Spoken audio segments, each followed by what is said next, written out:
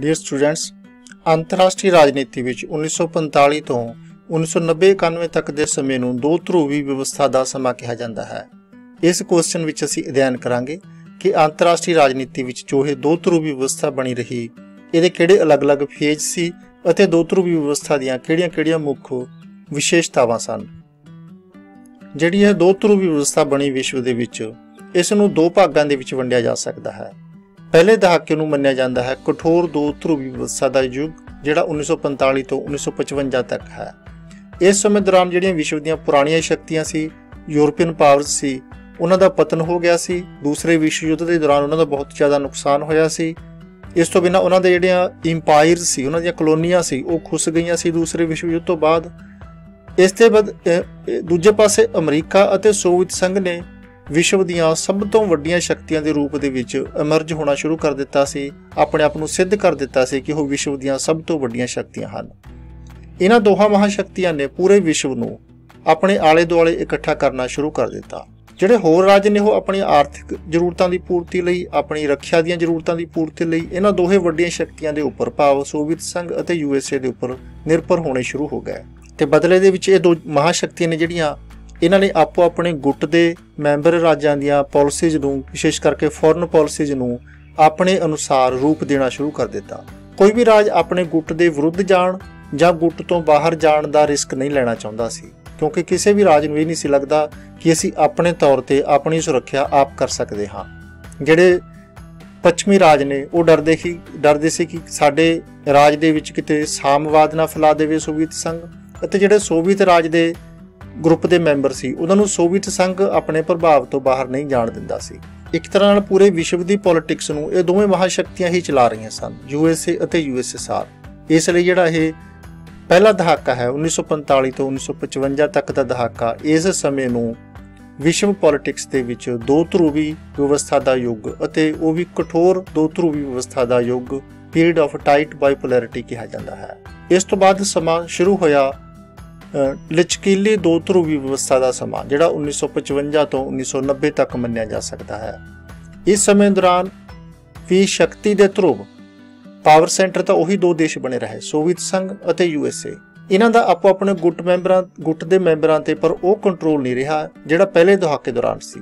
Soviet ਸੰਘ ਦੇ ਜਿਹੜੇ ਗੁੱਟ ਦੇ ਮੈਂਬਰ ਰਾਜ ਸੀ, ਜਿਵੇਂ ਯੂਗੋਸਲਾਵੀਆ, ਹੰਗਰੀ ਅਤੇ ਫਿਰ ਚੀਨ, ਇਹਨਾਂ ਨੇ ਹੌਲੀ-ਹੌਲੀ ਸੋਵੀਅਤ ਪ੍ਰਭਾਵ ਤੋਂ ਮੁਕਤ ਹੋਣਾ ਸ਼ੁਰੂ ਕਰ ਦਿੱਤਾ। ਅਮਰੀਕੀ ਗੁੱਟ ਦੇ ਵਿੱਚੋਂ ਫਰਾਂਸ ਨੇ ਆਪਣੀ ਵੱਖਰੀ ਐਗਜ਼ਿਸਟੈਂਸ ਦਿਖਾਉਣੀ ਸ਼ੁਰੂ ਕਰ ਦਿੱਤੀ। ਫਰਾਂਸ ਨੇ ਅਮਰੀਕਾ ਨੂੰ ਭਰੋਸੇ ਵਿੱਚ ਲਏ ਬਿਨਾਂ ਪੂਰਬੀ ਜਰਮਨੀ ਨਾਲ ਕਈ ਸਮਝੌਤੇ ਕਰ ਲਏ।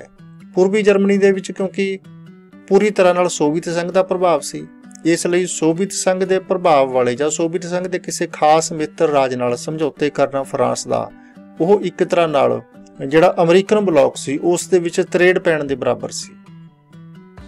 1956 ਦੇ ਵਿੱਚ ਜਦੋਂ ਸਵੇਜ ਸੰਕਟ ਆਇਆ, ਜਿਸ ਦੇ ਵਿੱਚ ਸਵੇਜ ਨਹਿਰ ਤੇ ਕਬਜ਼ਾ ਕਰਨ ਲਈ ਫਰਾਂਸ ਨੇ, ਯੂਨਾਈਟਿਡ ਕਿੰਗਡਮ ਨੇ, ਇਜ਼ਰਾਈਲ ਨੇ ਮਿਸਰ ਤੇ ਹਮਲਾ ਕੀਤਾ, ਤਾਂ ਬੇਸ਼ੱਕ ਇਹ ਤਿੰਨੋਂ ਹੀ ਰਾਜ ਨੇ ਜਿਹੜੇ ਅਮਰੀਕਾ ਦੇ ਗੁੱਟ ਦੇ ਮੈਂਬਰ ਸੀ, ਪਰ ਅਮਰੀਕਾ ਨੇ ਇਹਨਾਂ ਰਾਜਾਂ ਦੀ ਸਪੋਰਟ ਨਹੀਂ ਕੀਤੀ, ਇਸ ਹਮਲੇ ਦਾ ਸਮਰਥਨ ਨਹੀਂ ਕੀਤਾ, ਸਗੋਂ ਇਹਨਾਂ ਨੂੰ ਹਮਲੇ ਬੰਦ ਕਰਨ ਲਈ ਇਹਨਾਂ ਤੇ ਦਬਾਅ ਪਾਇਆ। ਜਾਪਾਨ ਨੇ ਆਪਣੀ ਸੁਤੰਤਰ ਆਵਾਜ਼ ਉਠਾਉਣੀ ਸ਼ੁਰੂ ਕਰ ਦਿੱਤੀ, ਕਿਉਂਕਿ ਜਾਪਾਨ ਯੁੱਧ ਹਾਰ ਗਿਆ ਸੀ, ਦੂਸਰਾ ਵਿਸ਼ਵ ਯੁੱਧ। ਜਾਪਾਨ ਦੇ ਨਾਲ ਜਦੋਂ ਸੰਧੀ ਕੀਤੀ ਅਮਰੀਕਾ ਨੇ, ਤਾਂ ਉੱਥੇ ਆਪਣੀਆਂ ਸ਼ਰਤਾਂ ਕੁਝ ਇਨਫੋਰਸ ਕੀਤੀਆਂ। ਉਹਨਾਂ ਵਿੱਚੋਂ ਇੱਕ ਸ਼ਰਤ ਇਹ ਵੀ ਸੀ ਕਿ ਜਾਪਾਨ ਦੇ ਵਿੱਚ ਅਮਰੀਕਾ ਆਪਣੀ ਸੈਨਾ ਤਾਇਨਾਤ ਕਰਕੇ ਰੱਖ ਸਕਦਾ ਸੀ। ਪਰੰਤੂ ਜਦੋਂ ਜਾਪਾਨ ਫਿਰ ਆਪਣੇ ਪੈਰਾਂ ਤੇ ਖੜਾ ਹੋਇਆ, ਜਾਪਾਨ ਨੇ ਫਿਰ ਸੁਤੰਤਰ ਆਵਾਜ਼ ਉਠਾਉਣੀ ਸ਼ੁਰੂ ਕੀਤੀ। ਲੋਕਾਂ ਨੇ ਅਮਰੀਕਨ ਸੈਨਾਵਾਂ ਦਾ ਵਿਰੋਧ ਕਰਨਾ ਸ਼ੁਰੂ ਕੀਤਾ ਅਤੇ ਅਮਰੀਕਾ ਨੂੰ ਓਕੀਨਾਵਾ ਖੇਤਰ ਦੇ ਵਿੱਚੋਂ ਆਪਣੀਆਂ ਸੈਨਾਵਾਂ ਹਟਾਉਣੀਆਂ ਵੀ ਪਈਆਂ। ਉਸ ਸਮੇਂ ਦੌਰਾਨ ਜਿਹੜਾ ਰਾਜ ਐਟੋਮਿਕ ਪਾਵਰ ਪ੍ਰਾਪਤ ਕਰ ਲੈਂਦਾ ਸੀ, ਉਸ ਨੂੰ ਸ਼ਕਤੀਸ਼ਾਲੀ ਰਾਜਾਂ ਦੀ ਕੈਟੇਗਰੀ ਦੇ ਵਿੱਚ ਸ਼ਾਮਲ ਹੋਣ ਦਾ ਮਾਣ ਪ੍ਰਾਪਤ ਹੋ ਜਾਂਦਾ ਸੀ। ਪਹਿਲਾਂ ਅਮਰੀਕਾ ਨੇ ਇਹ ਸ਼ਕਤੀ ਪ੍ਰਾਪਤ ਕੀਤੀ, ਫਿਰ ਸੋਵੀਅਤ ਸੰਘ ਨੇ ਸ਼ਕਤੀ ਪ੍ਰਾਪਤ ਕੀਤੀ। ਇਸ ਤੋਂ ਬਾਅਦ ਹੌਲੀ-ਹੌਲੀ ਦੂਸਰੇ ਰਾਜਾਂ ਨੇ ਵੀ ਇਹ ਸ਼ਕਤੀ ਪ੍ਰਾਪਤ ਕਰਨੀ ਸ਼ੁਰੂ ਕਰ ਦਿੱਤੀ। ਸਾਮਵਾਦੀ ਗੁੱਟ ਦੇ ਵਿੱਚੋਂ ਚੀਨ ਨੇ ਇਹ ਸ਼ਕਤੀ ਪ੍ਰਾਪਤ ਕਰ ਲਈ ਅਤੇ ਅਮਰੀਕਾ ਦੇ ਗੁੱਟ ਦੇ ਵਿੱਚੋਂ ਬ੍ਰਿਟੇਨ ਨੇ, ਫਿਰ ਫਰਾਂਸ ਨੇ ਇਹ ਐਟੋਮਿਕ ਪਾਵਰ ਪ੍ਰਾਪਤ ਕਰ ਲਈ। ਜਿਹੜੇ ਰਾਜ ਦੇ ਵੀ ਕੋਲ ਐਟੋਮਿਕ ਪਾਵਰ ਆ ਜਾਂਦੀ ਸੀ, ਉਸ ਰਾਜ ਦੇ ਕੌਨਫੀਡੈਂਸ ਦੇ ਵਿੱਚ, ਉਸ ਦੀ ਸੁਰੱਖਿਆ ਦੀ ਜਿਹੜੀ ਕੈਪੈਸਿਟੀ ਹੈ, ਕੈਪੇਬਿਲਿਟੀ ਹੈ, ਉਸ ਦੇ ਵਿੱਚ ਅਥਾਹ ਵਾਧਾ ਹੋ ਜਾਂਦਾ ਸੀ ਇਸ ਲਈ ਇਹਨਾਂ ਯੂਰਪੀ ਰਾਜਾਂ ਨੇ ਯੂਰਪ ਦੇ ਵਿੱਚ ਅਮਰੀਕਾ ਦੀ ਵੱਧਦੀ ਹੋਈ ਦਖਲਅੰਦਾਜ਼ੀ ਦਾ ਪ੍ਰਤੀਕਰਮ ਵਿਖਾਉਣਾ ਸ਼ੁਰੂ ਕਰ ਦਿੱਤਾ ਜਦੋਂ ਇਹ ਰਾਜ ਵੀ ਐਟੋਮਿਕ ਪਾਵਰਸ ਬਣ ਗਏ, ਬ੍ਰਿਟੇਨ ਅਤੇ ਫਰਾਂਸ। ਇਸ ਤਰ੍ਹਾਂ ਜਿਹੜਾ ਦੋ ਧਰੂਵੀ ਵਿਵਸਥਾ ਦਾ ਸਮਾਂ ਹੈ ਇਸ ਨੂੰ ਦੋ ਭਾਗਾਂ ਦੇ ਵਿੱਚ ਵੰਡਿਆ ਜਾ ਸਕਦਾ ਹੈ, ਕਠੋਰ ਦੋ ਧਰੂਵੀ ਵਿਵਸਥਾ ਦਾ ਸਮਾਂ ਅਤੇ ਲਚਕੀਲੀ ਦੋ ਧਰੂਵੀ ਵਿਵਸਥਾ ਦਾ ਸਮਾਂ। ਲਚਕੀਲੀ ਦੋ ਧਰੂਵੀ ਵਿਵਸਥਾ ਦੇ ਵਿੱਚ ਵੀ ਪਾਵਰ ਸੈਂਟਰ ਉਹੀ ਦੋ ਰਾਜ ਬਣੇ ਰਹੇ, ਸੋਵੀਅਤ ਸੰਘ ਅਤੇ ਯੂਨਾਈਟਿਡ ਸਟੇਟਸ ਆਫ ਅਮਰੀਕਾ।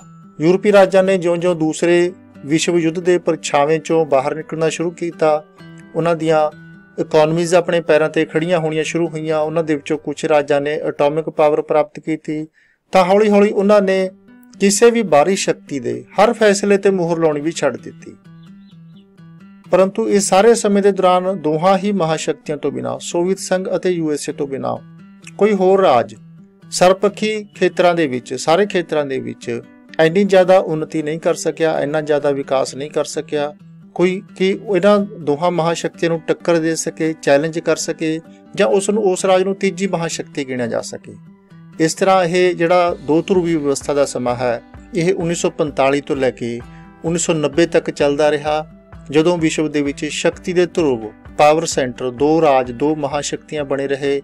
ਇੱਕ ਮਹਾਸ਼ਕਤੀ ਸੀ USA ਅਤੇ ਦੂਸਰੀ ਮਹਾਸ਼ਕਤੀ ਸੀ USSR, ਸੋਵੀਅਤ ਸੰਘ। ਬਹੁਤ ਬਹੁਤ ਧੰਨਵਾਦ। Good luck.